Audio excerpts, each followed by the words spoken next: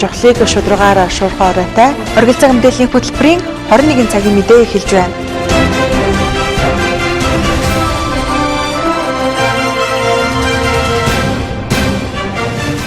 Оргил цаг мэдээллийн хөтөлбөрийн 21 цагийн мэдээ эхэлж байна. Хүлээн авч үзнэ үү?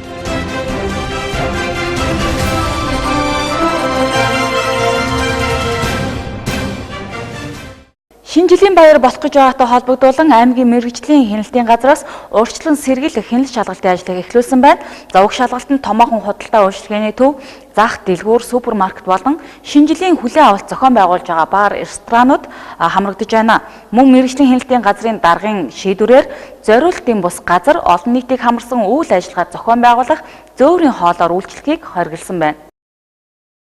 Аймгийн мэргэжлийн хяналтын газраас шинэ жилийн баярыг тохиолдуулан урьдчилан сэргийлэх хяналт шалгалтыг зохион байгуулж байна. Урьдчилан сэргийлэх хяналт шалгалтанд худалдаа үйлчилгээний төв, зах дэлгүүр, томоохон супермаркетууд, за мөн 40-с дээш судалтай томоохон хүлээн авалт хийдэг зоогийн газар, ресторанууд хамрагдаж байна. Шалгалтын хүрээнд хүүхдийн бэлгэнд орж байгаа хүнсний бүтээгдэхүүний чанар аюулгүй байдалд хяналт тавьж байна. Мөн улсын хэмжээнд цэцэг өвчин гарсантай холбогдуулж махны худалдаа үйлчилгээнд хяналт шалгалтыг зохион байгуулж байна. Энэ цэцэг өвчин улсын хэмжээнд манай ойролцоо бүсүүдэд гарч байгаа холбогдуулаад гарал үүслэгүй махны одоо худалдаа үйлчилгээ ямар хэмжээнд явж байна гэдэг асуудал дээр бас хяналтшалгалт хийж байна. За 3 дугаар асуудал нь баталгаа шинжилгээгүй хянд үнэтэй арх согтууруулахында манай аймгийн зах зээлд одоо орж ирж байна уу? Худалдаалтын одоо асуудал одоо ямар хэмжээнд явж байна гэдэг бүүний худалдааны төвүүд дээр ялангуяа одоо бүүний архины одоо бүүний худалдааны төвүүд дээр бас шалгаж байгаа.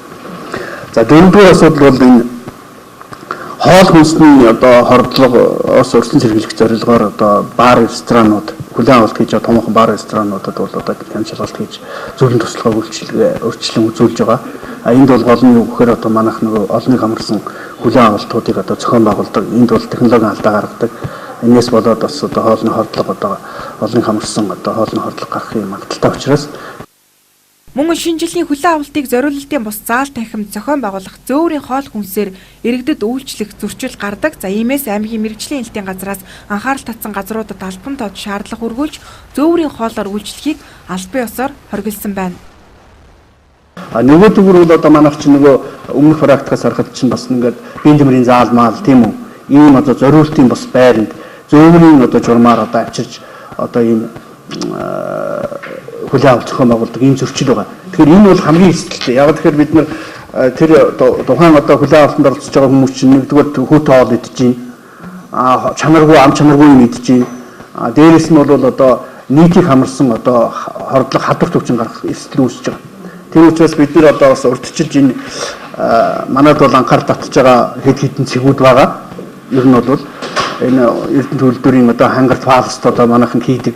Тэгээд тэр арынх нь одоо фитнесийн өрөөнд одоо зориултын бас байранд тооцолдог, зөөврөөр одоо авчирдаг.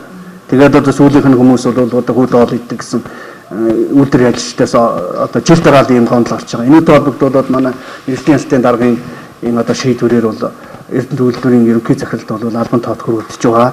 Агт албан тоотууд бол гарсан.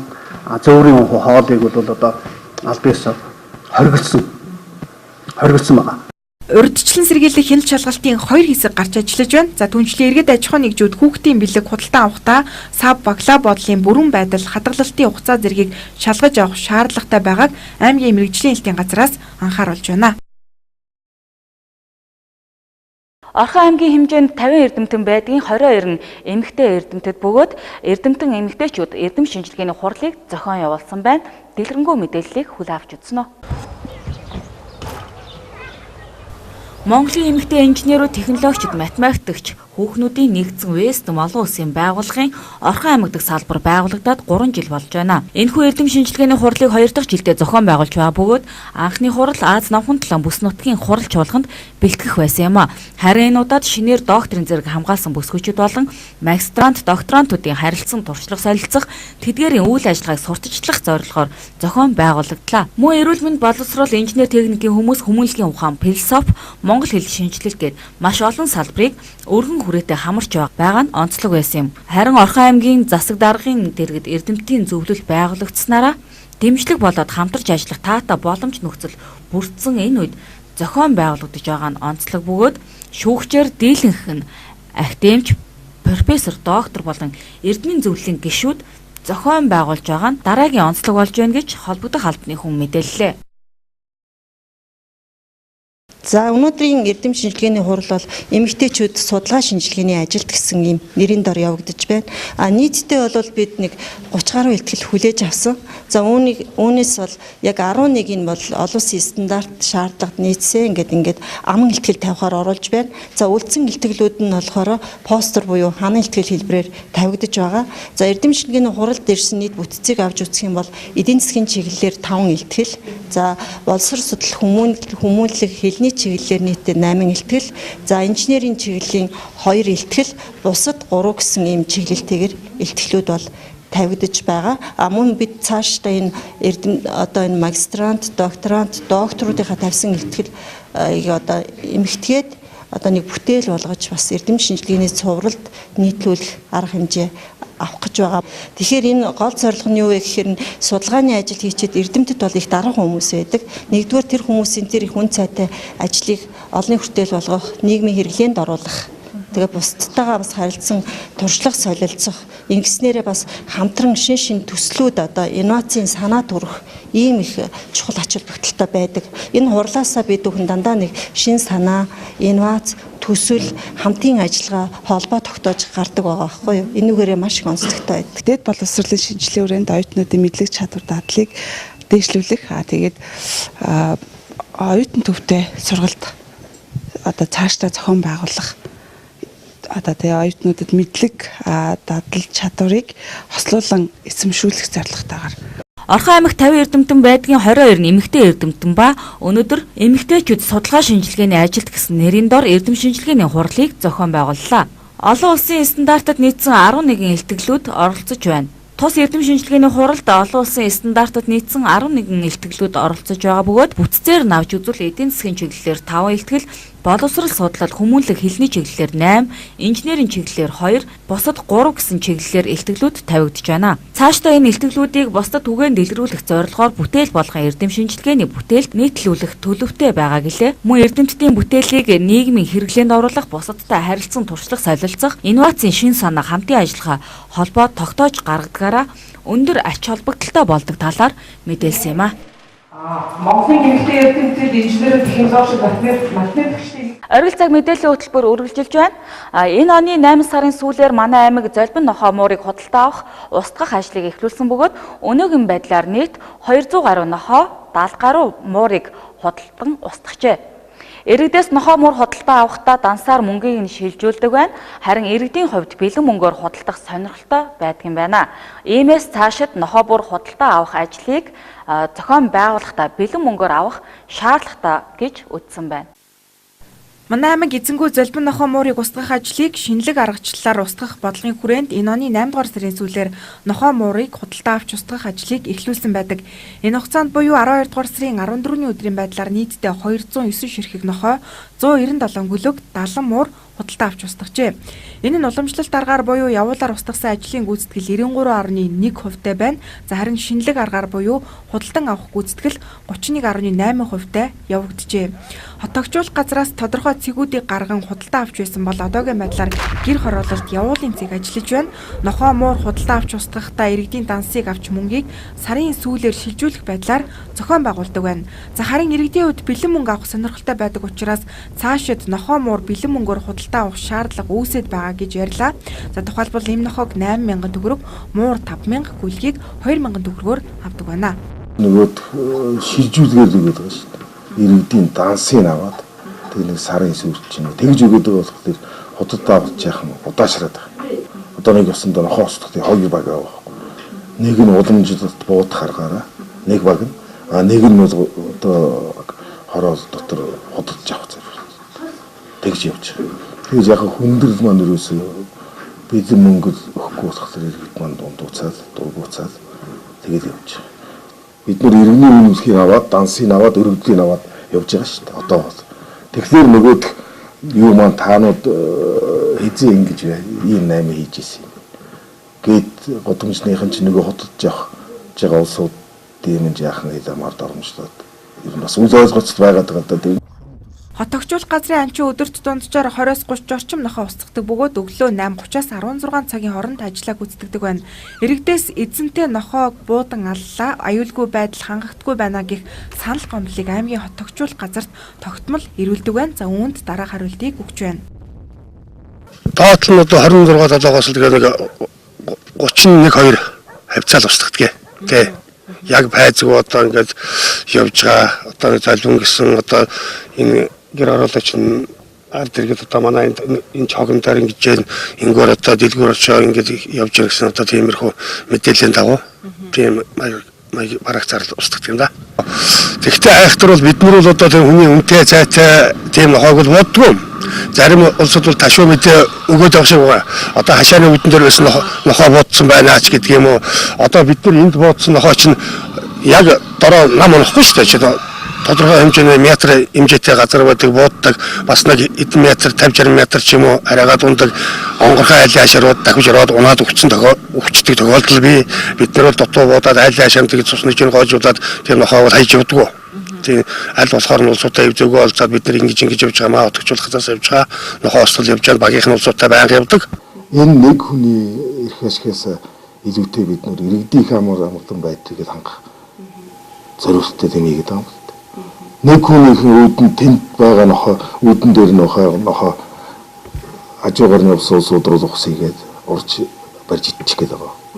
Тэрийг тэгэхээр бид нар өглөөс баян өндөр сумын засагтаргын захирамж байгаа шүү дээ. Өглөө 7-оос ороо 10 цагийн хооронд уух хэрэгтэй.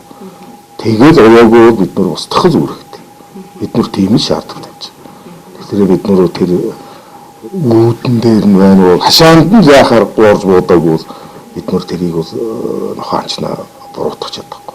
Түүнчлэн муур устгах ажил удаашралтай байдаг бөгөөд энэ нь иргэдийн сүсэг бишрэлтэй холбоотойгоор муурыг төдийлөн авчирч өгдөг байна.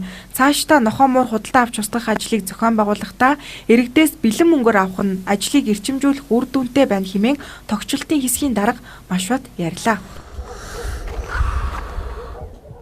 Орон нутгийн хөгжил сайн дурынхны оролцоо сэдвт форум зохион байгуулагдлаа. Тус форум Орхон аймагт сайн дурын үйл ажиллагаа явуулдаг хувь хүн албан байгууллага, төрийн байгууллагууд оролцсон байна. Эрдэнэт хотод сайн дурынхны оролцоо орон нутгийн хөгжилт сэдвт форум анх удаа зохиогдлоо. Нийтдээ 60 гаруй сайн дурынхан тэднийг дэмжин ажилтдаг төрийн байгууллагуудын төлөөллүүд тус форумд оролцлоо.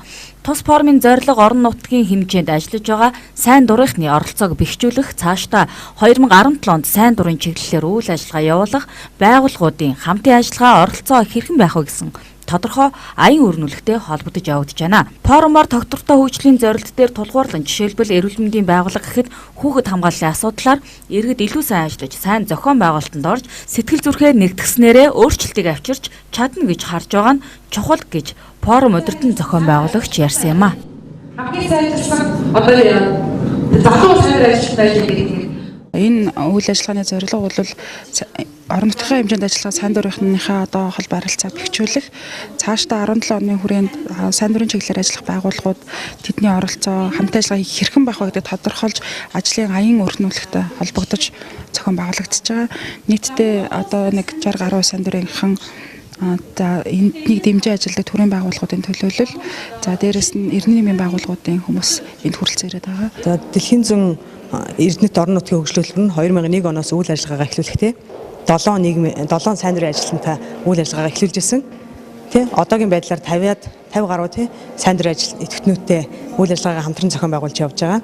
Тэгээд ерөнхий сайн дурын идэвхтнүүд маань эдийн засгийн боловсролын тэ хүүхд хамгаалал, эрүүл мэндийн гэсэн чиглэлээр ажилладаг. Тэгээд энэ 2015 оноос бол сайн дурынхнагаа илүү чадваржуулах юм а тий гэсэн үүднээс сайн дурынхны ажил гэж юу вэ? Сайн дурын ажлыг хэрхэн зохион байгуулах вэ тий?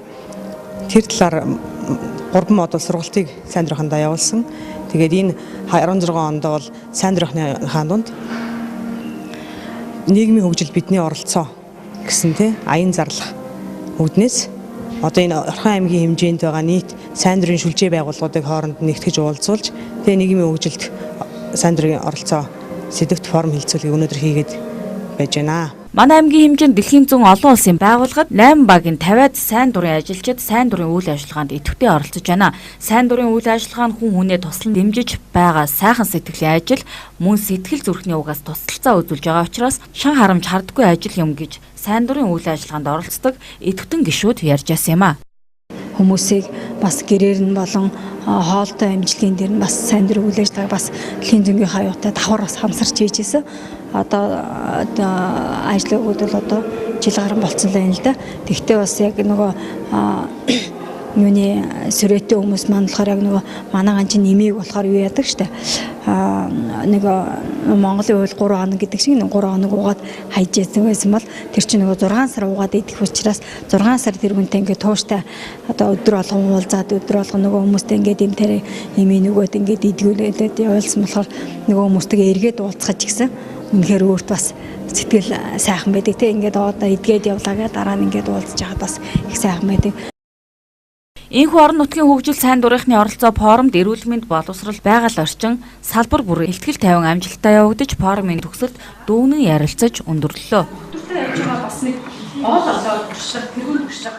Зэрэгэлдээ аймаг Сомдод цэцэг өвчин гарсантай холбогдуулж гудамж талбайд болон гэр хороололд явагдаж байгаа арьс ширний худалдааг цэгцэлж 5 эрдэнэ худалдааны төв рүү төвлөрүүлэх аймгийн засаг даргын захирамж гарчээ. Зэрэгэлдээ аймаг Сумдад малын гоц салдварт цэцэг өвчин гарсантай холбогдуулж аймгийн засаг даргын захирамжаар гудамж талбайд ил задгаа авч байгаа арьс ширийг цэгцэлж 5 эрдэнэ худалдааны төв төвлөрүүлэх шийдвэрийг гаргасан. Одоогийн байдлаар 5 эрдэнэ захтай хамтран ажиллах гэрээ байгуулсан байна. 5 эрдэнэ захын удирдлагууд бид ямар шаардлагатай явж байгаа гэхээр одоо энэ түүхийд мал түүхийдийг авах энэ иргэдийг очиход материалын баазын хувьд одоо нөхцөл болцоог та нар хангаач. За бид нар л одоо энэ иргэдтэй бас мэдээлэл өгье. Энэ засаг даргын захирамжийн дагуу нэлийн иргэдтэй бас мэдээлэл өгчихсэн байж байгаа. За ер нь бол яг иргэдийн зүгээс юу гэж одоо энэ төвлөрсөн зээгүүдийн зүгээс тавьж байгаа санал нь юу гэхээр одоо яг иж хоолны үе арьс ширний үе ирж байна. Бид нэгэнд арьсныхаа одоо арьс ширнийхээ одоо 80-90% нь авчлаа. Тэгээд одоо ингээд цааш нь нийлүүлэх, ачуулах энэ үйл ажиллагаанууд бол хийж явж байгаа учраас та хүн төр байзнаа чи бас жоохон хаврын өрөнд болон цагийг хүлээж болохгүй гэсэн энэ саналууд бол тавьж байгаа. Тэгэхээр яг бид нар бас иргэдтэйгээ одоо энэ арьс ширний зээгүүдтэйгээ ярьж байгаад ингээд явна. Ер нь бол цаашид одоо гэр хороолол ариутгал халдвар үзүүлэлтний хамрагдахгүй ингэж байж байгаа. Энэ нь одоо бид нар зөвхөн ч одоо энэ хонь ямааны цэцэг өвчин биш шүү дээ. Босоо одоо тэр халдвар төвчнүүд энэ арьс шир модын төвхийд дамжин халдвар орон нутагт орж ирэх юм эрсдэл байгаа учраас тэнд одоо 5 эрдэнэ зах дээр хяналттай тэнд улсын лабораторитой малын эмчтэй ийм одоо төвлөрсөн цаг дээр бидний асуудлуудыг шийдэх гэсэн ийм шийдвэр явж байна. Цаашид ариутгал халдваргүйжүүлэлтэд хамрагдахгүйгээр үйл ажиллагаа явуулж байгаа цэгүүдийг төвлөрсөн цэгт байрлуулах бодлого барьж ажиллана гэдгийг онцоллоо. Мөн арьс ширний үйл ажиллагааг 5 эрдэнэ зах руу нүүлгэн шилжүүлж төвлөрүүлсэнтэй холбогдуулж 5 эрдэнэ худалдааны төв рүү автобусны маршрут гаргахаар төлөвлөж байна. Одоогийн байдлаар аймгийн автоэрийн төвөөс судалгааны ажлыг хийж тус чиглэлд үйлчлэх аж ахуй нэгжүүдтэй гэрээ хийж байгаа гэсэн мэдээллийг өгсөн байна. Түүнчлэн 5 эрдэнэ захын удирдлагууд өөрийн микроавтобусуудыг үйлчилгээнд явуулах саналыг гаргажээ. Чухлын шударгаар шуурхаа өргөн өрөөтэй оргил цаг мэдээллийн хөтөлбөрийн пүрэв гарагийн дугаар энэ хүрээд өндөрлж байна. Үзэгч та бүхэн сайхан амраарай. Баяртай.